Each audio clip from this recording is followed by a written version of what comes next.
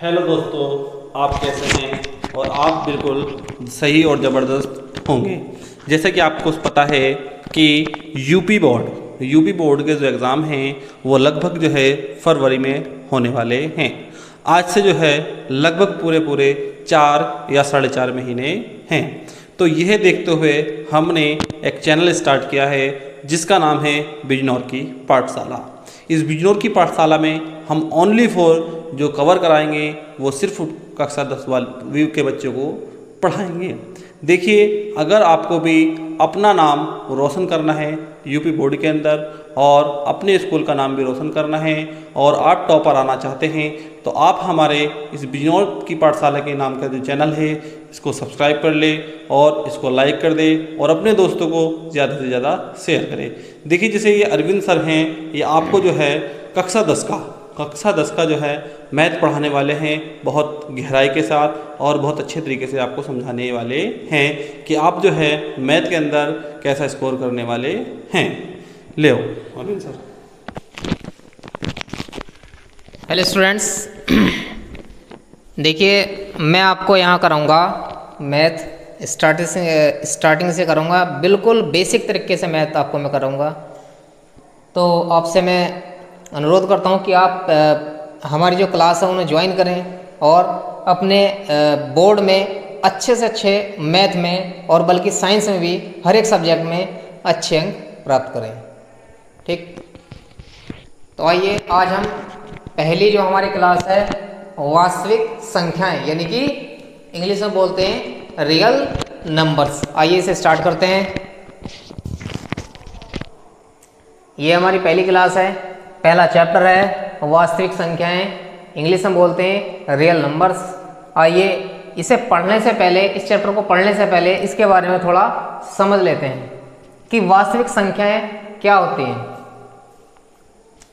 तो अगर मैं थोड़ा शॉर्ट में केवल क्योंकि वास्तविक संख्याओं के बारे में बताना है तो फिलहाल मैं यहाँ इस संक्षिप्त में बताऊंगा। वास्तविक संख्या जो होती है, जितनी भी हम संख्याएं पढ़ते हैं सारी की सारी वास्तविक संख्याएं होती हैं, सारी की सारी, केवल किसे छोड़कर। अगर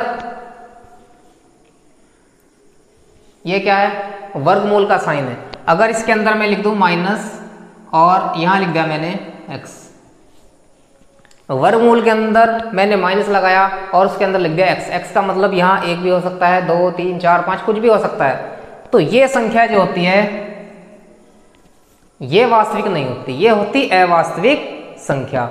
इसके अलावा जितने भी संख्याएं होंगी, इसके अलावा जितनी भी संख्याएं होंगी वे सारी की सारी क्या होती हैं, वास्तविक संख्याएं। यानी कि मैथ में जो हमारा हाई स्कूल का मैथ है उसमें हम जितनी भी संख्याएं पढ़ेंगे सब वास्तविक होती हैं, केवल इसे छोड़कर। अगर वर्गमूल के अंदर, स्क्वायर रूट के अंदर कहीं माइनस आ गया तो इसका मतलब वो संख्या क्या है, वो वास्तविक नहीं है, अवास्तविक है। ठीक, तो इन संख्याओं को छोड़कर जितनी भी संख्या हम पढ़ते हैं सारी की सारी क्या होती हैं, वास्तविक संख्याएं होती हैं। ठीक है स्टूडेंट्स, अब इस चैप्टर को आगे बढ़ने से पहले, जैसे कि हम प्रश्नावली स्टार्ट करेंगे उससे पहले थोड़ा समझ लेते हैं कुछ संख्याओं के बारे में। जैसे कि ये हमारी क्या है, अभाज्य संख्याएं। अभाज्य संख्याओं को हम क्या बोलते हैं, प्राइम नंबर्स। इंग्लिश में क्या बोलते हैं हम, प्राइम नंबर्स। अब देखते हैं कि प्राइम नंबर्स होते क्या हैं, यानी कि अभाज्य संख्याएं कहते कि नहीं, इनकी क्या परिभाषा। वे संख्याएं जो एक तथा स्वयं के अतिरिक्त अन्य किसी संख्या से विभाजित नहीं होती अभाज्य संख्याएं कहलाती हैं, यानी कि प्राइम नंबर्स कहलाते हैं।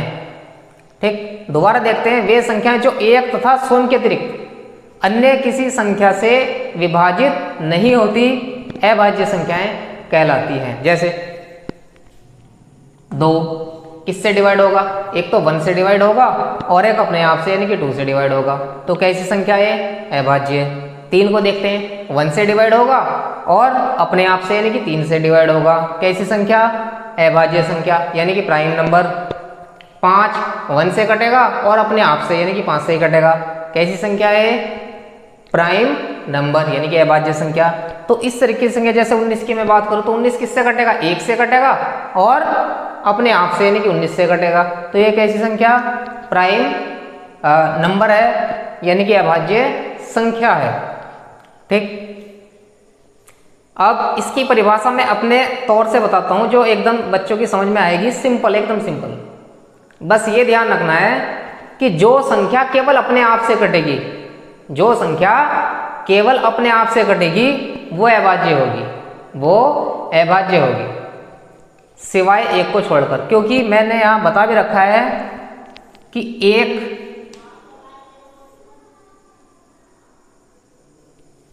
अभाज्य संख्या नहीं है, एक अभाज्य संख्या नहीं है, यानी कि एक अभाज्य संख्या नहीं है। इसे छोड़कर जितनी भी संख्याएं जैसे कि 2, 3, 5, 7, 11, 13, 17, 19, 23, ये सारी की सारी संख्याएं अपने आप से कट रही है। जैसे 23 की बात करूं, 23 किससे कटेगा? केवल अपने आप से तो कटेगा, अभाज्य। 19 किससे कटेगा? केवल अपने आप से तो कटेगा, अभाज्य। तो बस ध्यान ये रखना है कि जो संख्या केवल अपने आप से कटेगी, केवल अपने आप से कटेगी, वो अभाज्य होगी। ये याद रखने का सबसे बेसिक तरीका है, सबसे आसान तरीका है कि जो संख्या केवल अपने आप से ही कटेगी वो क्या होगी? अभाज्य। अब जैसे कि मैं पहले ही बता चुका हूं कि इस हिसाब से तो एक भी केवल अपने आप से ही कटेगा, एक को छोड़कर। मैं एक की बात कर ही नहीं रहा हूं, एक को छोड़कर। एक अभाज्य संख्या नहीं है, एक अभाज्य संख्या नहीं है। इसे छोड़कर जितनी भी संख्याएं जो केवल अपने आप से कटती हैं वे अभाज्य संख्या कहलाती हैं। ठीक, अब अभाज्य संख्या तो हमारी समझ में आ गया। अब देखते हैं हम भाज्य संख्याएं। इंग्लिश में बोलते हैं कंपोजिट नंबर्स। क्या बोलते हैं? Composite numbers. परिभाषा देखते हैं कि किताब में क्या परिभाषा दी गई है। वे संख्याएं जो एक तथा स्वयं के अतिरिक्त अन्य संख्याओं से भी विभाजित हों, यानी कि एक तथा स्वयं के अतिरिक्त अन्य संख्याओं से भी विभाजित हों तो वे भाज्य संख्याएं कहलाती हैं। जैसे 4 एक से कटेगा, अपने आप से भी कटेगा और 2 से भी कटेगा। तो एक स्वयं और अपने अतिरिक्त किसी दूसरी संख्या से भी कटेगा तो ये क्या है? भाज्य संख्या। जैसे 6 एक से कटेगा, अपने आप से कटेगा, 2 से भी कटेगा, 3 से भी कटेगा, तो ये क्या है? भाज्य संख्या। क्या है? भाज्य संख्या। ठीक, 8 की बात करें, 1 से कटेगा, अपने आप से कटेगा, 2 से भी कटेगा और 4 से भी कटेगा, ये क्या है? भाज्य संख्या। क्या है? भाज्य संख्या। अब इसकी परिभाषा में आसान शब्दों में समझाऊं तो ध्यान रखना है कि जो संख्या अपने अलावा किसी दूसरी संख्या से भी कटेगी, कौन सी संख्या होगी? वो भाज्य संख्या होगी। 4 की बात करो, अपने आप से तो कट ही रहा है, 4 एकम 4, और साथ में 2 से भी कट रहा है, तो ये क्या है? भाज्य संख्या। 6 अपने आप से तो कटेगा ही, साथ में 2 से भी कटेगा, 3 से भी कटेगा, ये क्या है? भाज्य संख्या। 8 अपने आप से तो कटेगा ही, साथ में 4 से भी कटेगा, 2 से भी कटेगा, क्या है? भाज्य संख्या। 9 अपने आप से तो कट ही रहा है, 9 का 9, साथ में 3 से भी कट रहा है, तो क्या है? भाज्य संख्या। बस ये ध्यान रखना है, सिंपल सी परिभाषा है कि जो मैं बता रहा हूं उसे ध्यान रखना है कि जो संख्या अपने अलावा किसी दूसरी संख्या से भी कटेगी तो वो क्या होगी? भाज्य संख्या होगी। यानी कि इंग्लिश में कहें तो क्या होगी? Composite number. ठीक, जैसे हम 12 की बात करें तो अपने आप से तो कटेगी, साथ में 2 से भी कटेगी, 6 से भी कटेगी, 4 से भी कटेगी, 3 से भी कटेगी, तो ये क्या है? भाज्य संख्या। अब हम इसकी प्रश्नावली स्टार्ट करते हैं, एक्सरसाइज स्टार्ट करते हैं। प्रश्नावली 1.1। इसका पहले क्वेश्चन है, निम्नलिखित संख्याओं को अभाज्य गुणनखंडों के गुणनफल के रूप में व्यक्त कीजिए। पहला क्वेश्चन है 140। अब इसे करना क्या है कि अभाज्य गुणनखंडों के गुणनफल के रूप में व्यक्त करना है। अभाज्य गुणनखंडों के गुणनफल के रूप में व्यक्त करना है, यानी कि क्या करना है? गुणनफल के रूप में व्यक्त करना। और किसके गुणनफल के रूप में व्यक्त करना? अभाज्य गुणनखंडों के। और अभाज्य गुणनखंड कौन से होते हैं? ये वाले। इनके गुणनफल के रूप में इसको क्या करना है? व्यक्त करना है। आइए देखते हैं किस तरीके से करेंगे। मैं इसे यहां रफ कर देता हूं।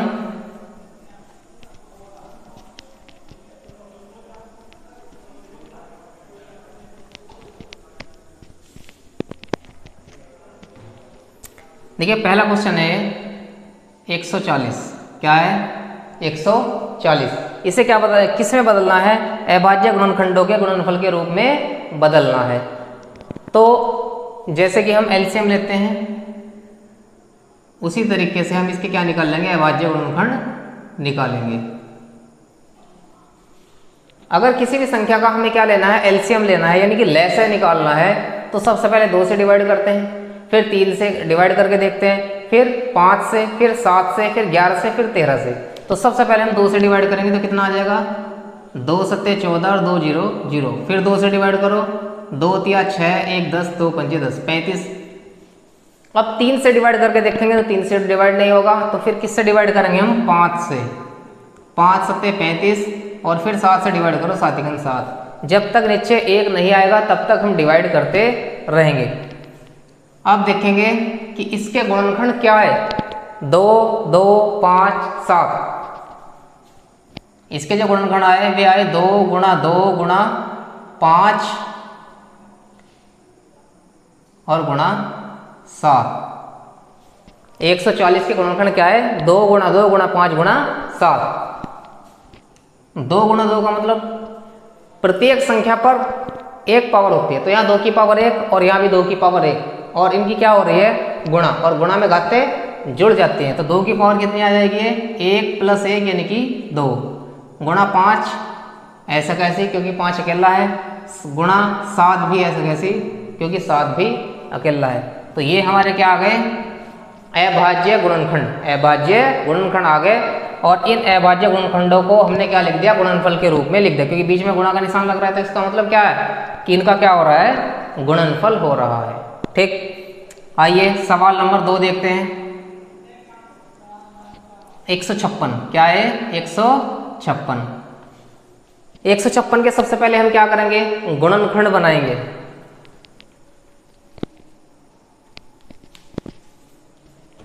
सबसे पहले क्या निकाल लेंगे? गुणनखंड। तो यहां हमने 156 लिखा, और इसके क्या निकाल रहे हैं? गुणनखंड। तो सबसे पहले ध्यान रखना, सबसे पहले 2 से डिवाइड करते हैं, उसके बाद 3 से, 5 से, 7 से, 11 से, 13 से, इस तरीके से डिवाइड करते हैं। सबसे पहले 2 से डिवाइड करेंगे तो 2 सत्ते 14 और 2 अट्ठे 16। फिर 2 से डिवाइड करेंगे, 2 तिया 6 और 2 नम 18। फिर 2 से डिवाइड करेंगे, करके देखेंगे। हमने इसे 2 से डिवाइड करें, 2 तिया 6 और 2 नम 18। ठीक, अब इसे 2 से डिवाइड करेंगे तो 2 से डिवाइड नहीं होगा। जब 2 से डिवाइड नहीं होगा तो हम क्या काम करेंगे? 3 से डिवाइड करके देखेंगे। तो 3 एकम 3 और 3 तिया 9। अब ये क्या आ गया? 13। 13 किससे डिवाइड होगा? केवल 13 से ही डिवाइड होगा, तो 13 एकम 13। जब नीचे 1 आ जाएगा तभी हम एलसीएम निकालना छोड़ देंगे। तो इसके गुणनखंड क्या है? ये इसके गुणनखंड है 2 गुणा 2 गुणा 3 और गुणा 13। 2 की पावर 1 यहाँ, 2 की पावर 1 यहाँ, तो कितना बन गया? 2 की पावर 2 गुणा 3 और गुणा 13। ये इसके क्या आ गए? अभाज्य गुणनखंड आ गए। और अभाज्य गुणनखंड को भी गुणनफल के रूप में लिखना, तो ये अभाज्य गुणनखंडों का क्या आ गया? गुणनफल। ये हमारा आंसर आ गया। तीसरा क्वेश्चन देखते हैं। तीसरा क्वेश्चन क्या है? 3825। 3825 इसे देखेंगे अभाज्य गुणनखंडों के रूप में किस तरीके से लिखेंगे इसे। आइए सबसे पहले क्या करते हैं, हम इसके गुणनखंड निकालते हैं। 3825। यहाँ मैं बच्चों आपको एक बात बता दूं कि जिस संख्या के लास्ट में 5 आएगा वो संख्या 5 से ही कटेगी। तो 5 से काटेंगे, 5 सत्ते 35, कितना बचा? 3, 2 तालिया 32, 5 छंग 30, बचा 2, 5 उतालिया 25, 5 पंजे 25। फिर 5 से काटेंगे तो 5 एकन 5, 2 बचा, 6 उतालिया 26, 5 पंजे 25 और 5 तिया 15। अब ये किससे डिवाइड होगा? अब ये 3 से डिवाइड होगा, तो 3 से डिवाइड करेंगे, 3 पंजे 15 और 3 एकन 3। अब भी ये किससे डिवाइड होगा? 3 से डिवाइड होगा, क्या आ जाएगा? 3 एकन 3, 3 सत्ते 21। अब ये किससे डिवाइड होगा? 17। 17 से डिवाइड होगा तो आ जाएगा 17 एकन 17। अब इसके गुणनखंड क्या बन गए? ये बन गए 5 × 5 और यहाँ मल्टीप्लाई 3 और मल्टीप्लाई 17। अब यहाँ क्या काम करेंगे, यहाँ 5 की पावर 1, 5 की पावर 1 कितना बन गया, 5 की पावर 2, यहाँ 3 की पावर 1, 3 की पावर 1, 3 की पावर 2 बन गया। और यहाँ 17 तो अकेला ही है, तो 17 को हम क्या लिखेंगे, केवल 17 लिखेंगे। बस ध्यान ये रखना है कि पहले सबसे छोटी संख्या, फिर उससे बड़ी, फिर उससे बड़ी, यानी कि किस क्रम में लिखेंगे, आरोही क्रम में। पहले इनकी गुणा करेंगे तो बन जाएगा 3 की पावर 1 ये बन जाएगा 3 की पावर 2 गुणा, अब लिखेंगे इन्हें 5 गुणा 5, 5 की पावर 1 और गुणा 5 की पावर 1 कितना बन गया, गुणा में घाते जुड़ जाती है तो 1 और 1 2, यानी कि 5 की पावर 2 गुणा, अब इसे लिखेंगे। ये लिखने का सही तरीका है, ये हमारा आंसर हो। आइए नेक्स्ट क्वेश्चन देखते हैं। 5005, ये हमारा चौथा सवाल है। तो 5005 के हम क्या करेंगे, गुणनखंड करेंगे। इस संख्या के लास्ट में क्या है 5, तो इसका मतलब किससे डिवाइड होगी, 5 से डिवाइड होगी। 5 1 5, 5 0 0, 5 0 0, 5 1 5, कितना आया है 1001। अब क्या करेंगे, किससे डिवाइड करेंगे हम इस 1001 को, 3 से डिवाइड करके देखते हैं। अब ये हमारा क्या आ गया 1001। अब ये किससे डिवाइड होगा, तो बच्चों अगर हम इसे 3 से डिवाइड करके देखें, 3 से भी डिवाइड नहीं होगा, तो ये किससे डिवाइड होगा, ये 7 से डिवाइड होगा, 7 से डिवाइड होगा। चाहे डिवाइड करके भी हम देख सकते हैं। तो 7 1 7, कितना बचा 3, 0 उतार लिया 30, 7 चौक 28, 2 बचा, 1 उतार लिया 21, 7 या 21। अब ये हमारा आ गया 143, यानी कि 143। ये किससे डिवाइड होगा, ये 11 से डिवाइड होगा। 11 1 11, कितना बचा 3, 3 उतार लिया 33, 11 3 33। अब ये कितना आ गया 13। ये किससे डिवाइड होगा, 13 से डिवाइड होगा। 13 1 13। तो इसके गुणनखंड क्या बन गए, 5 गुणा 7 गुणा 11 गुणा 13। 5 अलग है, 7 अलग है, 11 अलग है, 13 अलग है। तो बस इससे ज़्यादा या इक्वल हो ही नहीं सकता। अगर मान लिया यहाँ 5 होता या बीच में भी कहीं 5 होता तो 5 की पावर 2 लिख देते हैं, लेकिन सारे नंबर अलग अलग हैं। तो बस ये इसके क्या आ गए, अभाज्य गुणनखंड आ गए हैं, ये इसका आंसर होगा। अगला सवाल देखते हैं, सवाल नंबर 5। सवाल नंबर 5 क्या है, 7429, और इसके क्या निकालने हैं हमें, अभाज्य गुणनखंड निकालने हैं।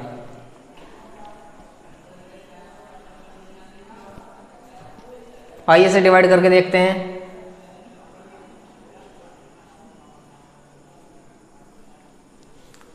इस संख्या को 2 से डिवाइड करेंगे, 2 से डिवाइड नहीं होगी। 3 से करेंगे, 3 से भी ये डिवाइड नहीं होगी। किससे डिवाइड करेंगे, 7 से डिवाइड करेंगे, 7 से भी डिवाइड नहीं होगी। तो फिर किससे डिवाइड होगी, 11 से डिवाइड होगी। 11 6 66, 9 2 उतार लिया 92, 11 8 88, कितना बचा 4 49, यानी 11 से भी डिवाइड नहीं होगी। तो फिर किससे डिवाइड होगी, अभी देखते हैं। सोचो किससे डिवाइड ये हो सकती है, कौन सा नंबर है जो मतलब जिससे ये डिवाइड होगी, क्योंकि हमने किस किस से डिवाइड करके, ठीक है बच्चों। तो हमने ये 11 से काटा तो 11 से डिवाइड नहीं हुआ, 11 से डिवाइड नहीं हुआ। तो अब हम कैसे डिवाइड करेंगे जब 11 से डिवाइड नहीं हुआ, 13 से डिवाइड करके देखते हैं। तो 13 से भी डिवाइड नहीं होगा, 13 से भी डिवाइड नहीं होगा। अब और आगे चलते हैं, 13 के बाद कौन सी अभाज्य संख्या, 14 नहीं है, 15 नहीं है, 16 नहीं है, 17 से डिवाइड करके देखते हैं। तो 17 से डिवाइड करने का मतलब क्या होता है, भाग देना। डिवाइड करने का मतलब भाग देना, यानी कि अगर आपको लग रहा है कि हाँ कोई संख्या ऐसी है कि जिसे भाग देने में हमें मतलब डिवाइड करने में दिक्कत हो सकती है, तो डायरेक्ट भाग दे सकते हैं हम इस तरीके से, ठीक है। तो इन्हें डिवाइड करने का मतलब होता है सिंपल भाग देना। तो यहाँ ये 4 बार जाएगा, 17 चौका 68, कितना बचेगा 6 बचेगा। आगे हम 2 उतार लेंगे, 62 हो जाएगा। कितनी बार जाएगा 17 तिया 51, 17 तिया 51। चलो यहाँ डिवाइड हम करके देख सकते हैं इसे, 17 चौका 68 और ये यहाँ कितना बचेगा 6, ये हो गया 62। अब 4 बार ये ज़्यादा हो जाएगा, 4 बार में तो कितनी बार जाएगा 17 तिया 51, कितना बचेगा 1 और ये 119। अब ये कितनी बार जाएगा 17 7 119, 17 7 119। तो ये हमारा क्या आ गया 437। अब ये किससे डिवाइड होगा, 17 से डिवाइड करके देखते हैं 17 से डिवाइड नहीं होगा, तो फिर किससे डिवाइड होगा? 17 से आगे बढ़ते हैं, 19 से डिवाइड करके देखते हैं। देखो 19 से डिवाइड कर, क्योंकि मैंने बताया कि डिवाइड करने का मतलब क्या होता है? सिंपल भाग देना होता है। 19 से डिवाइड करके देखेंगे, यानी कि 19 से डिवाइड कर रहे हैं हम किसे? 4, 3, 7 को हम डिवाइड कर रहे हैं।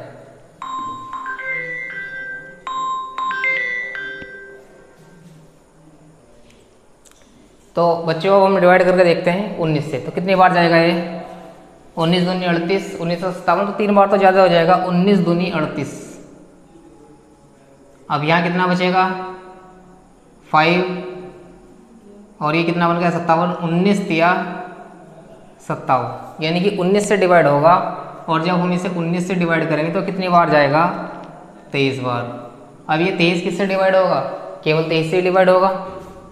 23 से डिवाइड करो, 23 × 23। अब इसके गुणनखंड क्या आ गए? 17 × 19 × 23। 17 × 19 और गुणा 23। ये इसके क्या आ गए?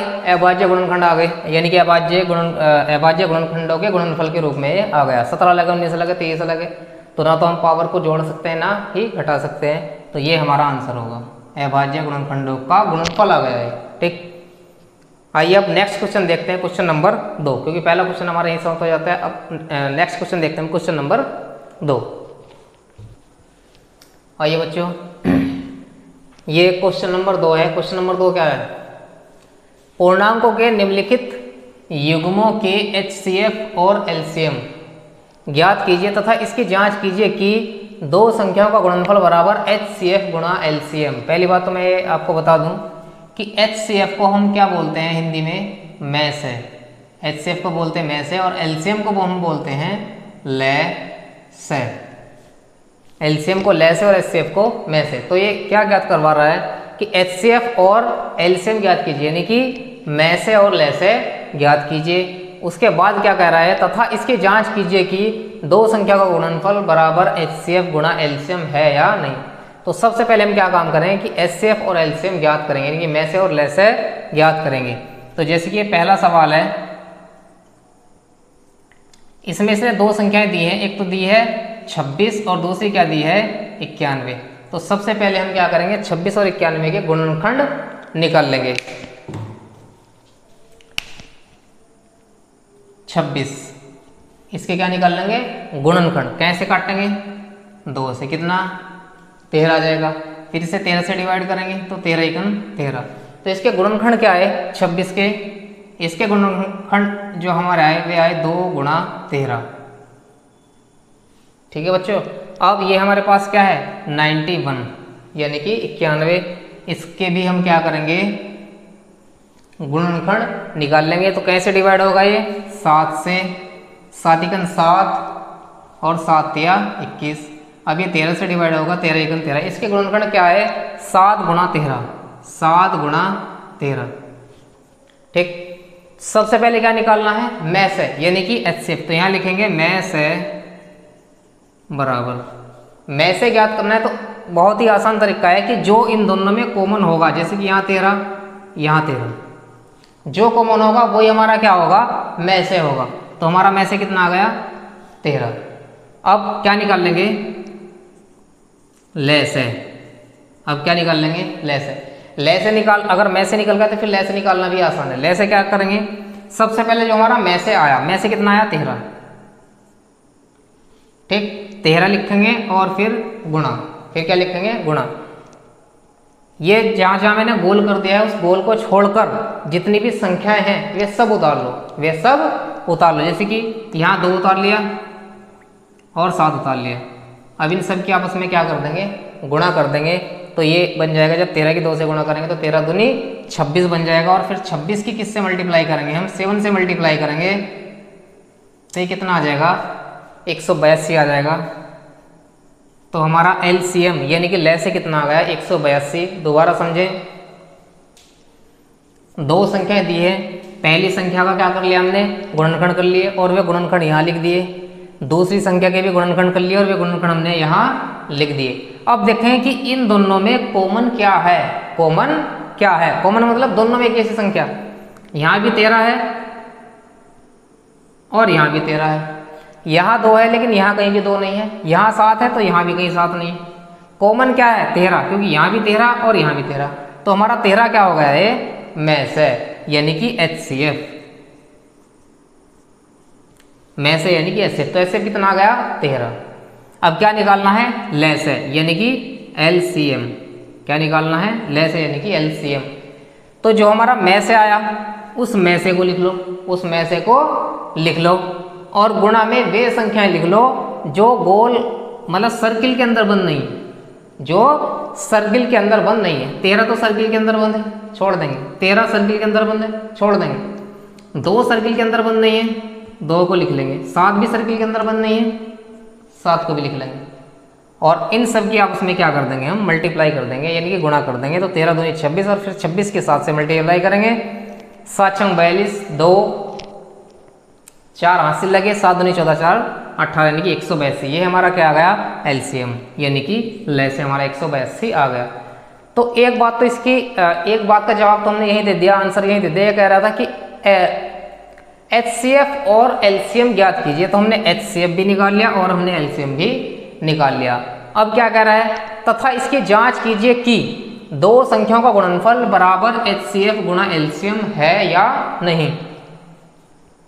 ठीक, तो सबसे पहले हम क्या करेंगे कि 2 संख्याओं का गुणनफल निकालेंगे। 2 संख्याओं का, अच्छा बच्चों ये जो दूसरा वाला इसने पूछा है कि जांच कीजिए कि 2 संख्याओं का गुणनफल बराबर HCF गुणा LCM है या नहीं, इसे मैं अभी थोड़ा रोक देता हूँ और उससे पहले एक बात बताता हूँ। क्या कि जब भी हमें HCF और LCM ज्ञात करना हो तो सबसे पहले ध्यान रखना आपको में से निकालना है, यानी कि HCF निकालना है, और उसके बाद क्या निकालना है ले से निकालना है, यानी कि LCM निकालना है। ठीक, पहले में से निकाल लेंगे फिर ले से निकाल लेंगे। ये सवाल को हल करने का सबसे आसान तरीका है। पहले में से निकाल लेंगे और उसके बाद हम ले से निकाल लेंगे। ठीक, आइए अब देखते हैं। ये कह रहा है कि 2 संख्याओं का गुणनफल बराबर दिखाना है, किसके HCF और गुणा LCM के बराबर दिखाना है। ठीक, तो हम लिखेंगे 2 संख्याओं का गुणनफल, 2 संख्याओं का गुणनफल बराबर, संख्या क्या कहाँ है 26 और 91। पहले सवाल भी तो हम कल हल कर रहे हैं, और संख्या क्या है 26 और 91। तो इनका गुणनफल क्या आ जाएगा, 26 और 91 की आपस में क्या कर देंगे हम गुणा कर देंगे। 26 और 91 की क्या कर देंगे गुणा कर देंगे। आइए गुणा करते हैं 26 और 91 की, देखते हैं क्या गुणा आएगी। 26 और 91 की गुणा 9 6 जा 54, और ये आ जाएगा ये 2 3 4, मैंने इसकी मल्टीप्लाई कर दी, यानी कि 9 छंग 54 5, 9 दूनी 18 और 5 23, 6 6 और ये 23, यानी कि 2366। इसकी जब मैंने गुणा की मल्टीप्लाई की तो वो कितना आया 2 3 6 6, यानी कि 2366 गुणा आ गई, यानी कि 2 संख्याओं का गुणनफल आ गया।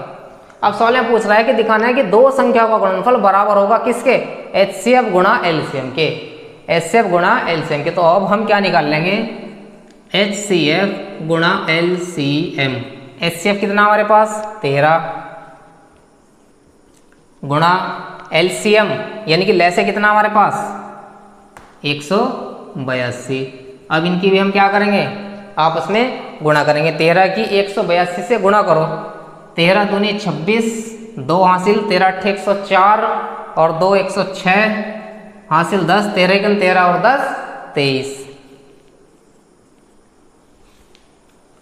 तो 2 संख्या का गुणनफल कितना आया था हमारे पास 2366, यानी कि 2366। और फिर उन दोनों संख्याओं का HCF और LCM का गुणनफल कितना आया, ये भी इतना ही आया 2366। तो बस यही बताना था। तथा इसकी जांच कीजिए कि 2 संख्या का गुणनफल बराबर HCF गुणा LCM है या नहीं। तो हम क्या कह दें कि यस, हाँ। लास्ट में हम क्या लिख देंगे 2 संख्याओं का गुणनफल, 2 संख्याओं का गुणनफल बराबर क्या लिख देंगे HCF गुणा LCM, ये सिद्ध करना था। क्या करना था? ये सिद्ध करना था।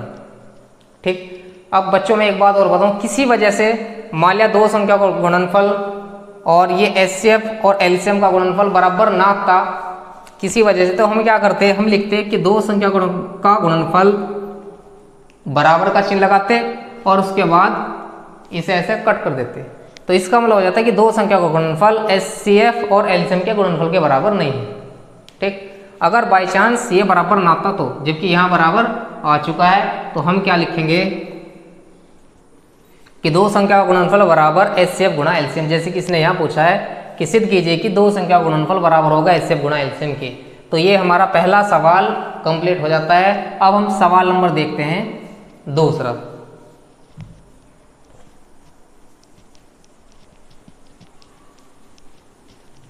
दूसरे सवाल में क्या दे रखा है? दूसरा सवाल इसने दिया है, इसने दो संख्याएं दी हैं। एक तो दी है इसने 510 और दूसरी संख्या इसने दी है 92। क्या ज्ञात करना है? HCF बताना है, LCM बताना है। ठीक। तो सबसे पहले हम क्या काम करेंगे, 510 के क्या निकाल लेंगे? गुणनखंड। कैसे डिवाइड करेंगे? सबसे पहले 2 से, 2 दूनी 4, 11 बन गया, क्योंकि यहाँ 2 दूनी 4 बचा, एक उतार लिया, 11, 2 पंजे 10 और फिर 2 पंजे 10, 255। अब यहाँ लास्ट में क्या आ गया? 5 आ गया। जिस संख्या का लास्ट में 5 होगा वो किससे डिवाइड होगी? 5 से जरूर डिवाइड होगी। ऐसा नहीं कि 5 के अलावा किसी और संख्या से डिवाइड नहीं होगी, हो सकती है, लेकिन 5 से जरूर डिवाइड होगी। 5 से डिवाइड करो, 5 पंजे 25 और 5 कन 5, 51 आ गया। आप कैसे डिवाइड करेंगे? 3 से, 17 आ जाएगा। फिर 17 से डिवाइड करेंगे तो 17 एकन 17। गुणनखंड क्या है? 2 गुणा 5 गुणा 3 और गुणा 17। 2 गुणा 5 गुणा 3 गुणा 17। इसे ऐसे भी लिख सकते हैं कि 2 गुणा 3 गुणा 5 गुणा 17। कैसे भी लिख सकते हैं, यहाँ कोई जरूरी नहीं है, क्योंकि उसने यहाँ पूछा क्या है? केवल HCF पूछा है और LCM पूछा है। उसने ये नहीं कहा कि अभाज्य गुणनखंडों के गुणनफल के रूप में लिखिए। अगर वो पूछता कि अभाज्य गुणनखंडों के गुणनफल के रूप में लिखिए, तो फिर हम क्या करते, इसे आरोही क्रम में लिखते। पहले 2 लिखते, फिर 3 लिखते, फिर 5 लिखते, फिर 17 लिखते। पर ऐसा नहीं है, यहाँ हमें HCF ज्ञात करना है और LCM ज्ञात करना है, तो हम किसी भी तरीके से इसे लिख सकते हैं। अब ये क्या है हमारे पास? 92 यानी कि 92। अब हम क्या काम करेंगे? 92 के क्या निकाल लेंगे? अभाज्य गुणनखंड निकाल लेंगे। तो सबसे पहले हम इसे कैसे डिवाइड करेंगे? ये किससे डिवाइड होगा? 92, 2 से डिवाइड करो, 2 चौक 8 और 2 छंग 12। फिर 2 से डिवाइड करो, 46 को कितने बार जाएगा? 23 बार जाएगा। और फिर 23 किससे कटेगा? केवल अपने आप से कटेगा, यानी कि 23 एकन 23। तो इसके गुणनखंड क्या है? इसके गुणनखंड आए 2 गुणा 2 और गुणा 23। ठीक। सबसे पहले हमें क्या बताना है? HCF पूछा तो दोनों ही है, HCF भी और LCM भी, लेकिन मैंने बताया पिछले सवाल में कि सबसे पहले हमें क्या निकालना है? HCF। तो सबसे पहले हम क्या निकाल लेंगे? HCF, यानी कि में से। तो HCF निकालने का मैंने आपको क्या तरीका बताया कि जो दोनों में कॉमन होगा वो ही हमारा क्या होगा? HCF होगा। दोनों में कॉमन क्या है देखते हैं। यहाँ हमारे पास 2 है और यहाँ भी हमारे पास 2 है, तो एक तो कॉमन आ गया 2 गुणा। अब देखें क्या कॉमन है। यहाँ हमारे पास 2 है, लेकिन अब यहाँ कहीं भी 2 नहीं है, तो 2 हमारा कॉमन नहीं है। यहाँ हमारे पास क्या 23 और यहाँ 23 कहीं भी नहीं है, तो हमारा कॉमन क्या मिला? केवल 2 मिला, केवल 2 मिला। तो हमारा HCF कितना आ गया? 2। बाई चांस ऐसा होता है कि 23 यहाँ भी होता और 23 यहाँ भी होता, तो हम 23 को भी कॉमन ले लेते और फिर 23 की 2 से मल्टीप्लाई करते, तो 23 दूनी 46 हमारा क्या आ जाता? HCF आ जाता। लेकिन केवल कॉमन ही 2 है, तो हमारा HCF कितना आ गया? 2। अब हम क्या निकाल लेंगे? LCM। तो LCM निकालने का तरीका मैंने क्या बताया? सबसे पहले जो हमारा HCF आया है उसे ले लेंगे, HCF हमारा 2 आया है उसे ले लेंगे, फिर गुणा जो संख्याएं गोले के अंदर बंद नहीं है वे सारी की सारी संख्या यहाँ उतार देंगे और उन सभी की फिर क्या कर देंगे? मल्टीप्लाई कर देंगे। 5 गोले के अंदर बंद नहीं है तो 5 को भी लिख लो, 3 गोले के अंदर बंद नहीं है तो 3 को भी लिख लो, 17 गोले के अंदर बंद नहीं है तो 17 को भी लिख लो, दो गोले के अंदर बननी है तो दो को भी लिख लो। 23 ये गोले के अंदर बननी है तो 23 को भी लिख लो। अब इन सभी की मल्टीप्लाई कर दो तो हमारा क्या आ जाएगा, एलसीएम आ जाएगा। देखिए मल्टीप्लाई भी करते हैं। 2 पंजे 10, 10 तिया 30 और 30 दूनी 60, यानी कि 2 5 3 और 2 इनकी मल्टीप्लाई आ गई 60। अब हमारे पास बचेगा 17 बचा और 23 बचा, तो गुणा 17 और गुणा 23।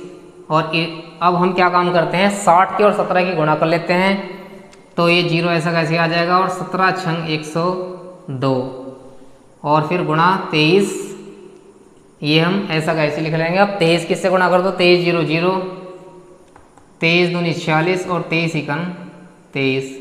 हमारी गुणा कितनी आ गई, 23,460। तो एचसीएफ हमारा 2 आ गया और एलसीएम हमारा 23,460 आ गया। ठीक, एक तो हमें इसका जवाब मिल गया। अब वो कह रहा है तथा इसकी जांच कीजिए कि दो संख्याओं का गुणनफल बराबर है या नहीं, किसके, एचसीएफ गुणा एलसीएम के। तो सबसे पहले दो संख्याओं का हम क्या निकाल लेंगे, गुणनफल निकालेंगे। यहां लिखेंगे दो संख्याओं का गुणनफल, दो संख्याओं का गुणनफल।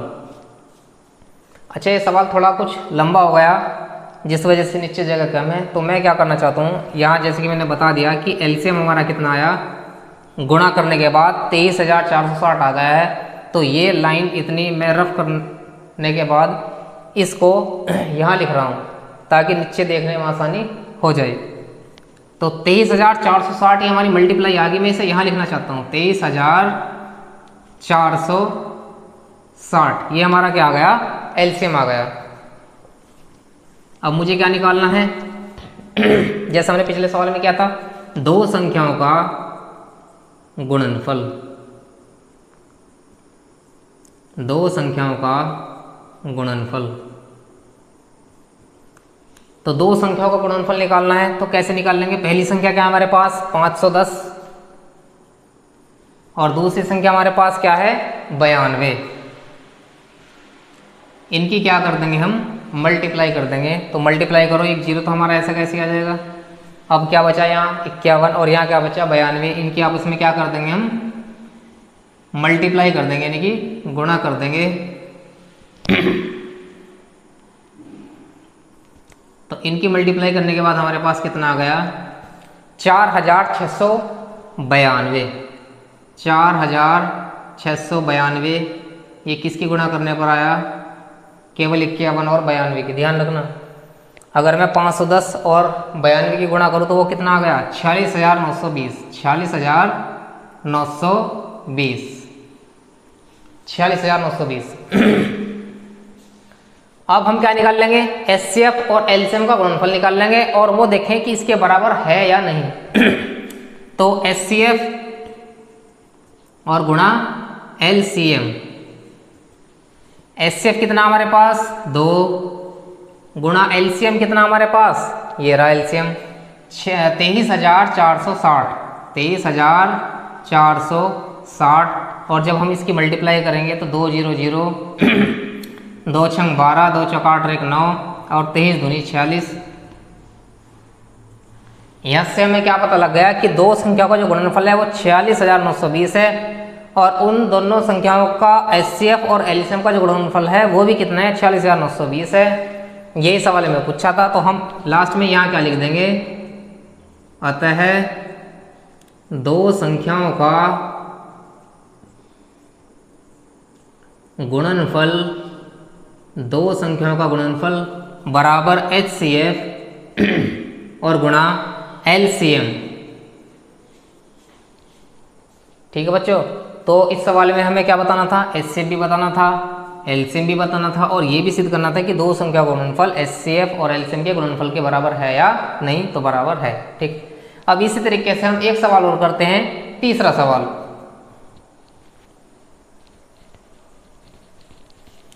देखते हैं बच्चों कि तीसरे सवाल में इसने क्या दिया है।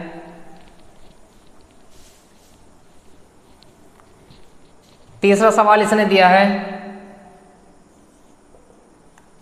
एक संख्या दी है इसने 336 और दूसरी दी है इसने 54।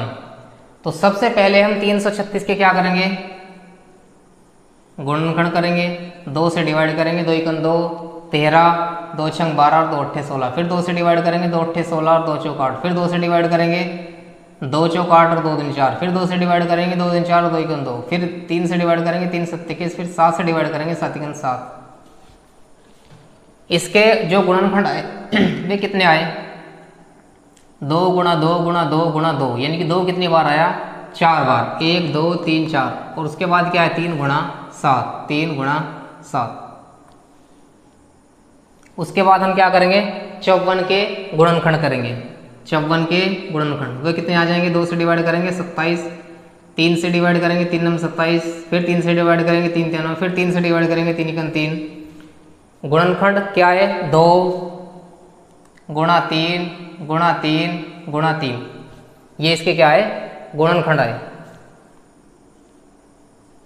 सबसे पहले क्या निकाल लेंगे, HCF, क्या निकाल लेंगे, HCF। HCF के लिए मैंने क्या बताया, जो दोनों में कॉमन होगा, 2 यहाँ है 2 यहाँ भी है, तो 2 को हमने यहाँ लिख लिया, उसके बाद गुणा, 3 यहाँ है 3 यहाँ भी है, तो इन दोनों 3 में से एक 3 को भी हमने यहाँ लिख लिया।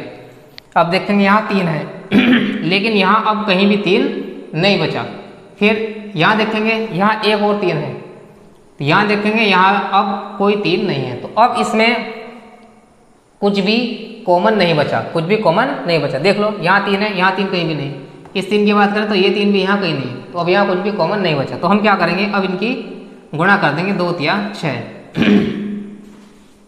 ये हमारा क्या आ गया, HCF। अब हम क्या निकाल लेंगे, LCM, और LCM निकालने का मैंने क्या तरीका बताया कि जो हमारा HCF आया है पहले उसे लिख लो, HCF हमारा 6 है, पहले 6 लिख लो और गुणा। अब इन दोनों संख्याओं के जो गुणनखंड हैं उनमें ये देख लेंगे कि कौन गोले के अंदर बंद नहीं है, उसे यहाँ लिख लेंगे। 2 गोले के अंदर बंद नहीं है तो इस 2 को मैं यहाँ लिख लूँगा, ये 2 भी गोले के अंदर बंद नहीं, इस 2 को भी मैं यहाँ लिख लूँगा, ये 2 भी गोले के अंदर बंद नहीं, इसे भी मैं यहाँ लिख लूँगा, ये 7 भी गोले के अंदर बंद नहीं, इसे भी मैं यहाँ लिख लूँगा, गुणा, ये 3 गोले के अंदर बंद नहीं है, इसे भी लिख लूँगा, गुणा, ये 3 भी गोले के अंदर बंद नहीं है, इसे भी लिख लूँगा।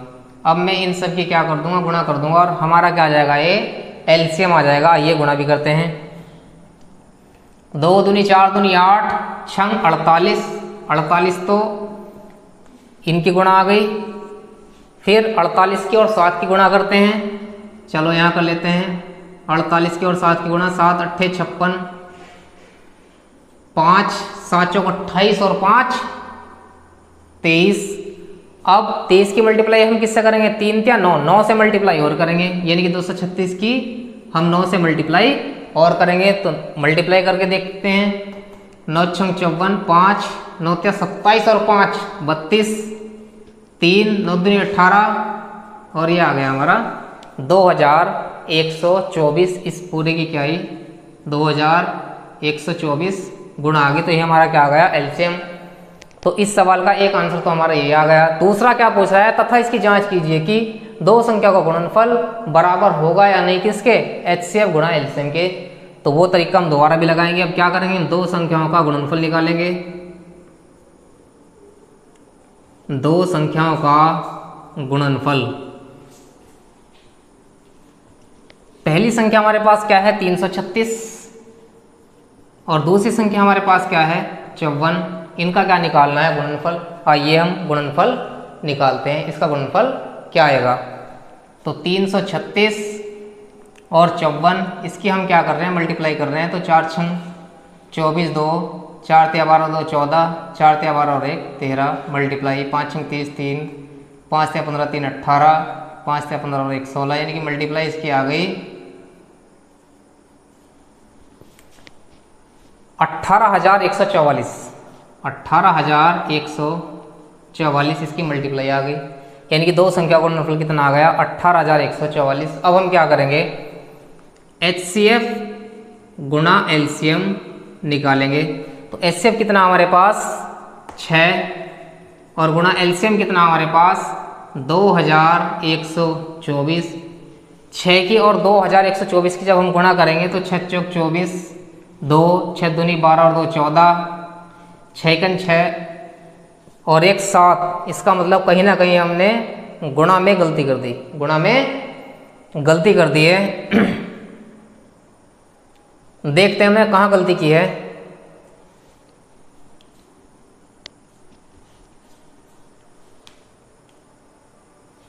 देखते हैं दोस्तों, स्टूडेंट्स अभी एक चेक करते हैं कि कहाँ हमारी गलती हो। देखते हैं यहाँ कहीं ना कहीं हमने क्या किया है, गुणा में गलती की। आइए चेक करते हैं। 6 की 2 से मल्टीप्लाई करो तो 6 दूनी 12, 12 दूनी 24 और 24 दूनी 48 और 48 की जब हम 7 से मल्टीप्लाई करेंगे, 48 की 7 से मल्टीप्लाई करेंगे तो क्या आ जाएगा, 7 अट्ठे 56, 5 7 चौक 28 और 5 33, कितना आया 336। अब 336 की हम किससे मल्टीप्लाई करेंगे, 3 त्या 9, 9 से मल्टीप्लाई और करेंगे, 9 छंग 54, 5 9 27 और 5 32, 3 9 27 और 3 30, कितना आया 3024, कितना आया 3024। बस बच्चों ये गलती यही थी, ये जहाँ हमने ये लिख दिया मतलब 2124 लिख दिया, यहाँ क्या लिखा जाना था 3024 लिखा जाना था। ये हमारी कहाँ गुणा में गलती हुई है। ठीक, तो यहाँ हम क्या लिखेंगे 3024, यहाँ आएगा हमारा 3024। ठीक, तो हमारा एलसीएम कितना आ गया 3024। तो जहाँ हमने ये लिखा है 2124, वहाँ लिखना है 3024। ठीक है बच्चों, आप गुणा करके भी देख सकते हैं। इसकी जो गुणा आएगी वो 3024 आएगी, न कि 2124। पहले हमने गलत गुणा कर दी थी, जल्दी की वजह से, थोड़ा जल्दी में हो जाता है ऐसा। तो आप इसकी गुणा करके देखना तो 3024 गुणा आएगी। तो हमारा एलसीएम कितना आ गया 3024 और एलसीएम की हम वैल्यू क्या रखेंगे 3024। अब जब हम इसकी मल्टीप्लाई करेंगे तो 6 चौक 24, 2 6 दूनी 12 और 2 14 और 6 तिया 18, यानी कि हमारी मल्टीप्लाई कितनी आई 18144। तो दो संख्याओं का जो गुणनफल आया वो कितना आया 18144 और उन दोनों संख्याओं के जो एचसीएफ और एलसीएम उनका गुणनफल भी कितना आया 18144। तो इसका मतलब क्या कि ये बात सत्य है कि दो संख्याओं का गुणनफल किसके बराबर आया, एचसीएफ गुणा एलसीएम के। तो हम लास्ट में क्या लिख दें कि दो संख्याओं का गुणनफल बराबर एचसीएफ गुणा एलसीएम। ये हमारा सवाल हो गया। तो बच्चों आज अपनी क्लास को हम यहीं विराम देते हैं। अब हम नेक्स्ट क्वेश्चन आज नहीं कराएंगे, कल कराएंगे। यहाँ से जो हमारा कितने क्वेश्चन हुए हैं आज हमारे 2 क्वेश्चन कंप्लीट हो चुके हैं। अब तीसरा क्वेश्चन हम कल स्टार्ट करेंगे और उम्मीद करेंगे, पूरी कोशिश करेंगे कि कल ये हम प्रश्नावली एंड कर देंगे। ठीक है बच्चों, थैंक यू।